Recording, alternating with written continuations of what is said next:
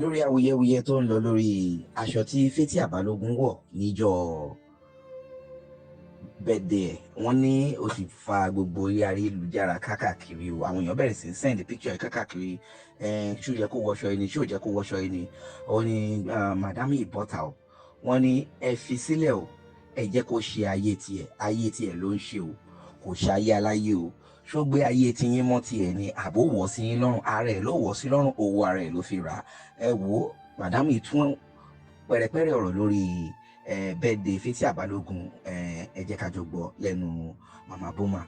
Please don't forget to subscribe, like and share. This is Digi Naija. We always bring you as it is going. Bó ṣe ń lọ òun náà la máa mú wá fún yín celebrity news. Yes, this picture was flying all around. Àti tó bí ọ̀sẹ̀ bíi méjì nsìn. Àti tó bí ọ̀sẹ̀ bíi méjì, if I'm not mistaken. The picture was just going all around and people mo ṣáà ń ka àwọn comments tí n bá ti rí mo wà drawn to the picture, unusually drawn to the picture, and I was like, but then tí n bá ti rí I'll give my attention.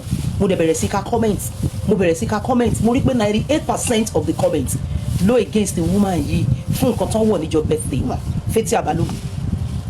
So mo tún wá rí picture yẹn mo kàn rí lánàá and then my spirit sits with the picture and that is why I'm here today. Everybody dẹ̀ bẹ̀rẹ̀ sí blame woman yìí. Gbọ́ rí pé mi ò ṣayé aláyé, ṣé ẹ̀yin ò gbọ́ slang yẹn rí pé mi ò ṣayé aláyé pé ayé mi ni mò ń ṣe. She's doing her life.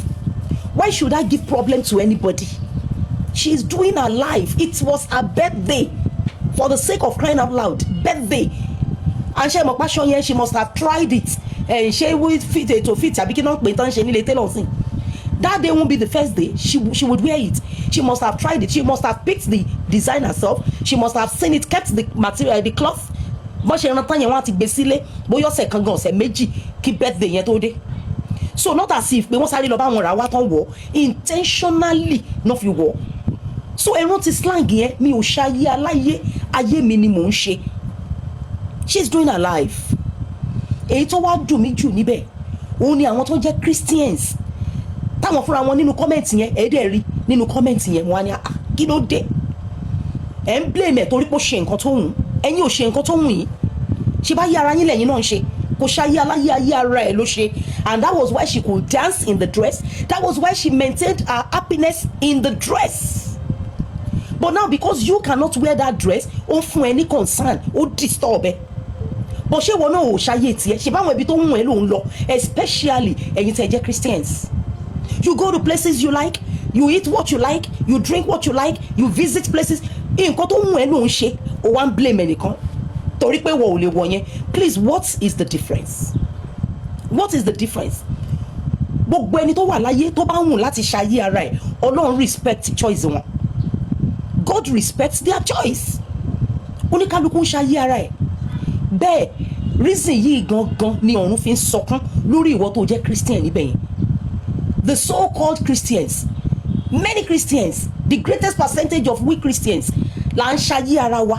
Meanwhile a pè wá láti ṣayé aláyé ni.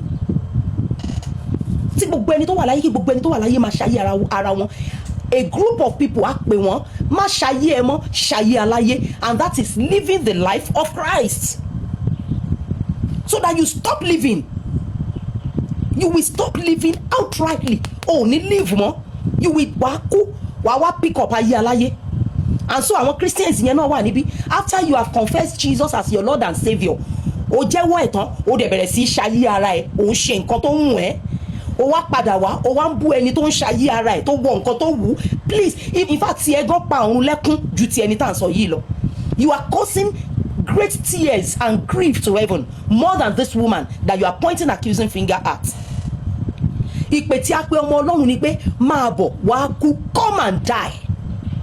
And that is the essence of baptism. Lẹ́yìn tí o bá ti kú pẹ̀lú Kristi wá wá jí. Paul ní ó ní not I, ó ní no longer live I, ó ní but the life I live now, ayé tí mò ń gbé ní ìsìn, the life I live is Christ. Is Christ.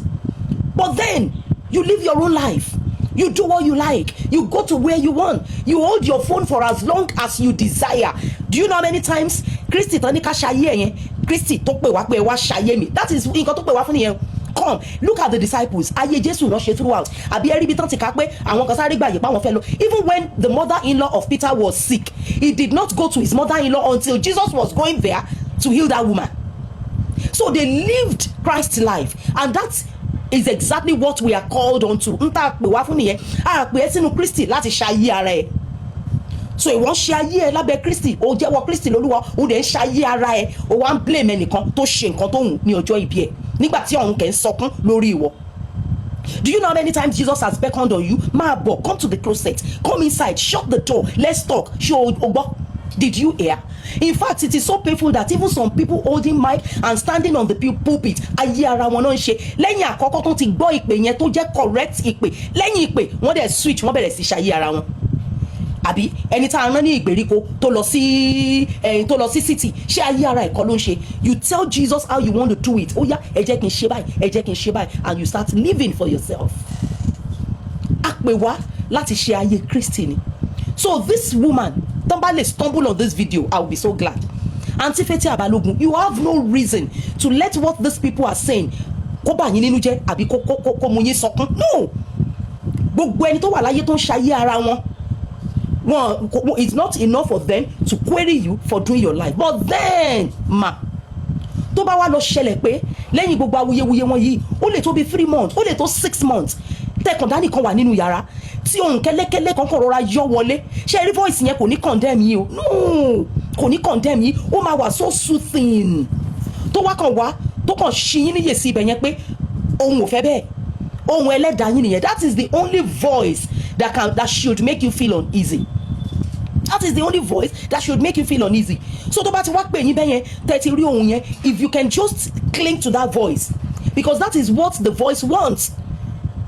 Gbogbo ìwọ tó ti jẹ́wọ́ Kristi ní Olúwa àti Olùgbàlà, ẹlòmíì kan jẹ́wọ́ ẹ̀ báyìí bó ṣe jẹ́wọ́ ẹ̀ tán ó dẹ̀ gbé Jésù yẹn sẹ́gbẹ́ kan ó dẹ̀ continue nǹkan tó fẹ́ máa ṣe.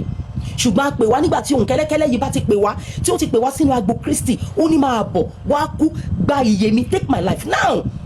Tí mo bá ń gbé tí mo mú ayé mi tí mo gbé sílẹ̀ tí mo ń ṣayé Jésù, let me use that slang kó lè yé wa. A ní láti ṣayé Jésù in your business, in your education, in everything you do, níbi gbogbo tó ń lọ, ayé Jésù ló fẹ́ ká máa ṣe, ni Jésù fẹ́ ká máa ṣe, ká ṣayé òun. Now mo ń ṣayé Jésù níbi tí mo wà, ìwọ náà ń ṣayé Jésù, gbogbo àwa tá a jẹ́wọ́ ẹ̀ ń ṣayé ẹ̀, ṣé ẹ mọye Jésù tó ti máa wà láyé ń sìn? And the reason tí ìwàásù wa ò fi hold water ni pé à ń pariwo Jésù, à ń ṣayé ara wa. Àwọn èèyàn wá ń wo pé kò sí correlation, ẹni tó ń wàásù ẹ̀ lélẹ́yìí, but look at you, no correlation.